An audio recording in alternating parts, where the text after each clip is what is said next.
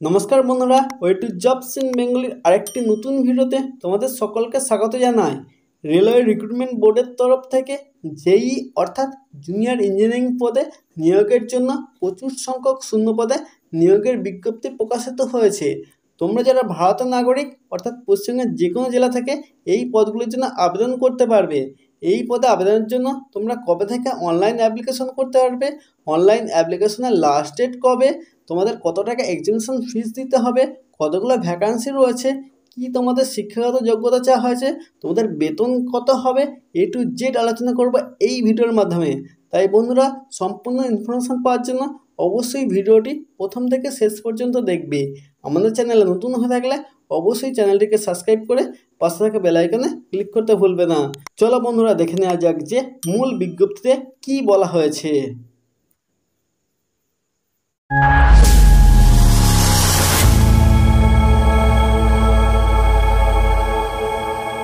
Onscreen তোমরা দেখতে পাচ্ছ, আমি রয়েছি রেলওয়ে রিক্রুটমেন্ট বোর্ডের তরফ থেকে জেই অর্থাৎ জুনিয়র ইঞ্জিনিয়ারিং রিক্রুটমেন্টের অফিসিয়াল বিজ্ঞপ্তির পিডিএফ পেজে, যার এমপ্লয়মেন্ট নোটিশ নাম্বার তোমরা অনস্ক্রিন দেখতে পাচ্ছ।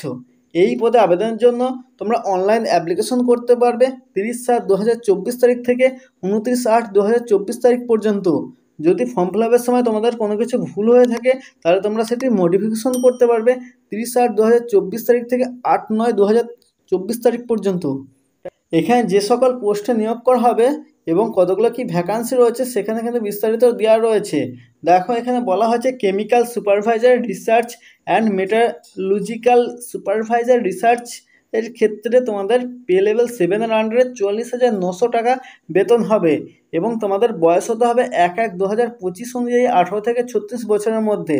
এবং এখানে ভ্যাকান্সি রয়েছে টোটাল 17টি, যা কিন্তু আরআরবি গোরখপুরের আন্ডারে কিন্তু রয়েছে।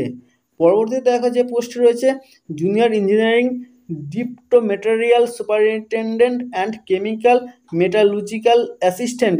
এই পদের জন্য তোমাদের বেতন হবে পে লেভেল 6-এর আন্ডারে 35,400 টাকা এবং এক্ষেত্রে তোমাদের বয়স হতে হবে 1/1/2025 অনুযায়ী 18 থেকে 36 বছরের মধ্যে। এবং টোটাল তোমাদের ভ্যাকেন্সি রয়েছে অনেকগুলোই রয়েছে, দেখো 7,934টি, অর্থাৎ এর আন্ডারে টোটাল ভ্যাকান্সি তোমাদের রয়েছে 7,951টি।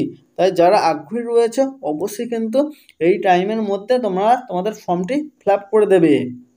এই পদে আবেদনের জন্য তোমাদেরকে অবশ্যই ভারতীয় নাগরিক হতে হবে, অর্থাৎ পশ্চিমবঙ্গের যে কোনো জেলা থেকে এই পদের জন্য তোমরা অনলাইন অ্যাপ্লিকেশন করতে পারবে। এই পদে আবেদনের জন্য তোমাদের যে এজ লিমিট অর্থাৎ এজ ক্রাইটেরিয়ার কথা বলা হয়েছে, এখানে যে সকল পোস্টে তোমাদের নিয়োগ হবে তার জন্য বয়স কিন্তু অ্যাকচুয়ালি প্রেসক্রাইব যে বয়স সেটি 18 থেকে 33 বছর কিন্তু চাওয়া হয়েছিল। যেহেতু কোভিড-19 ছিল তার জন্য কিন্তু 3 বছর বাড়ানো হয়েছে। 1/1/2025 অনুযায়ী তোমাদের বয়স হতে হবে 18 থেকে 36 বছরের মধ্যে। দেখো, এখানে সেই বয়সের গ্রুপটাও কিন্তু দিয়ে দেওয়া হয়েছে যে তোমাদের বয়স হতে হচ্ছে 18 থেকে 36 বছর এবং যারা রিজার্ভ ক্যাটাগরি রয়েছে তাদের ক্ষেত্রে কিন্তু বয়সের ছাড়ও কিন্তু রয়েছে। তাই তোমাদের ডেট অফ বার্থ হতে হবে ইউআর এবং ইডব্লিউএস ক্যান্ডিডেটদের জন্য 2/1/1989 এর মধ্যে তোমাদের জন্ম হলেই কিন্তু তোমরা এই পদের জন্য আবেদন করতে পারবে।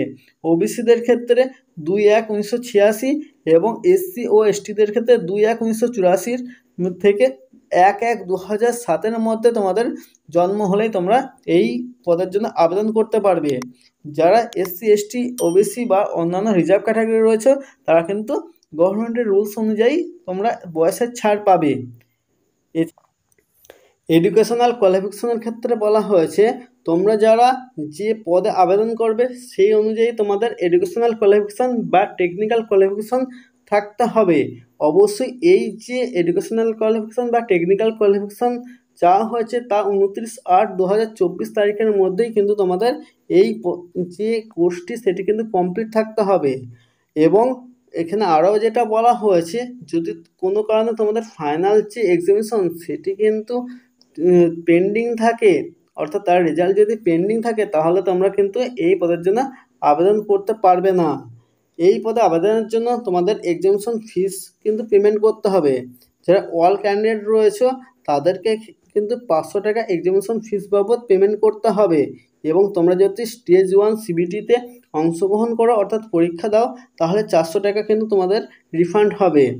এবং যারা SC ST, ex serviceman, female এবং ট্রান্সজেন্ডার রয়েছে, তাদেরকে কিন্তু 250 টাকা তোমাদের এক্সামিনেশন ফিস বাবদ পেমেন্ট করতে হবে। তোমরা যদি ফার্স্ট স্টেজ CBT টেস্ট দিয়ে থাকো তাহলে কিন্তু 250 টাকা তোমাদের রিফান্ড হবে, না হলে কিন্তু তোমাদের রিফান্ড হবে না।